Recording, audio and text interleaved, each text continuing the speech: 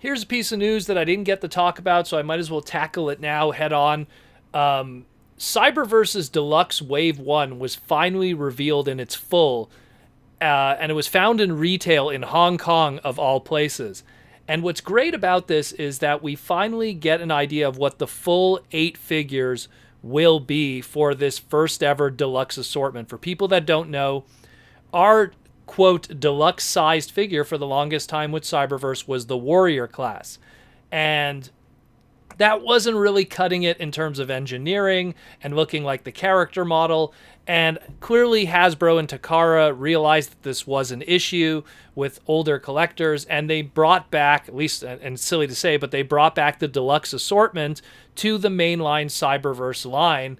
And now we have something that's a more higher end deluxe figure that matches more the character model. And they're using this as not only as an excuse to kind of revisit some characters and give them better toy treatments, but it also is our first ever in a long while Build-A-Figure for Transformers, and that of Maccadams. So every single of these 8 figures from Wave 1 are going to have a piece for Maccadams to build, one of the original 13. So that's pretty darn cool. The last time we had a build figure, for people that are still keeping track, was we had Transmutate all those years ago with the Beast Wars 10th anniversary line.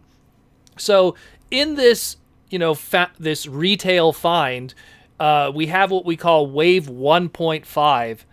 Because it's going to be pretty much in 2 parts this wave. We're going to have Wave 1 and then Wave 1.5. So we have Wave 1 here of Optimus, Megatron, Shockwave, and Bumblebee. And we knew about those ones. And then through some Japanese leaks online, we learned about Hot Rod and Grimlock.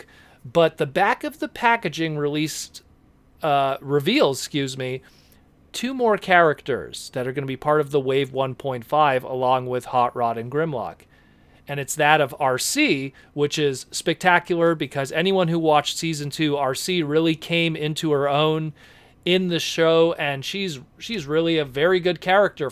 Probably the best Arcee in a long while for Transformers fiction. I know some people might argue Transformers Prime, but I really like this Arcee thus far in Cyberverse. So pretty cool that she's going to be not only getting a toy, but a high-end toy. It's going to be part of that deluxe assortment, not just, a one-step Arcee or a warrior class or something like that, or even like a little legend scout scale. No, they're going to put her in the deluxe. So that's spectacular to hear that. But here's the weird one. We're going to be getting a new character in the final slot. We're not going to be getting Prowl. We're not going to be getting Rack and Rune in this slot. We're not going to be getting Bludgeon or Drift, or even the likes of, Starscream. We're going to be getting a new character that hasn't appeared in the show yet called Thunderhowl.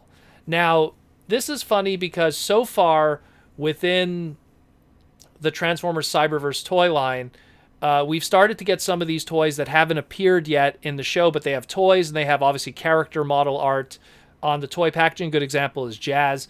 But that kind of also says that they're probably going to appear in Season 3.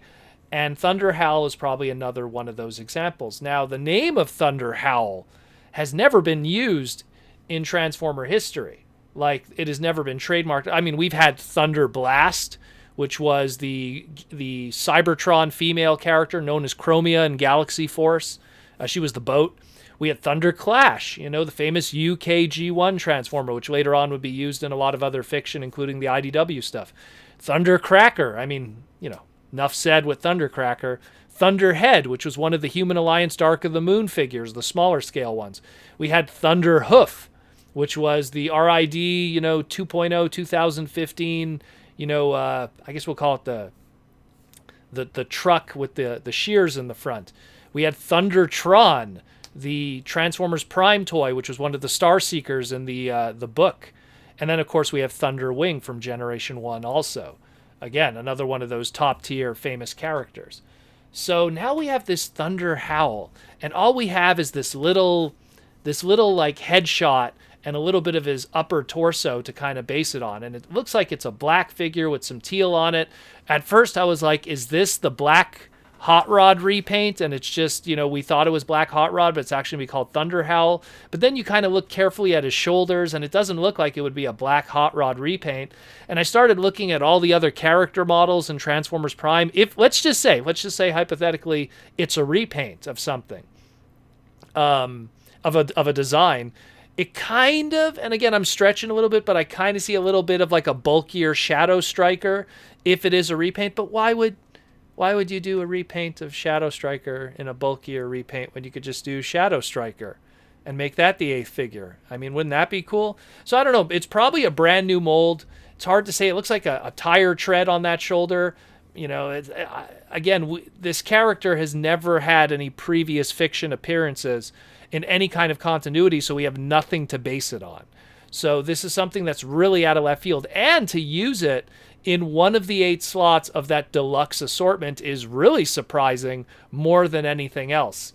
Because, I mean, really, a lot of people, if they would have wanted something, they probably would have wanted one of the pre-existing characters in the show thus far. Maybe Thunderhowl's going to be a really awesome character, and we'll all be eating our words.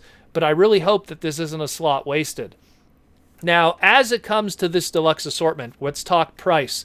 So these were found in Hong Kong, and with direct currency conversion from the Chinese, whatever you want to call it, the yuan, it comes to $22.87 USD.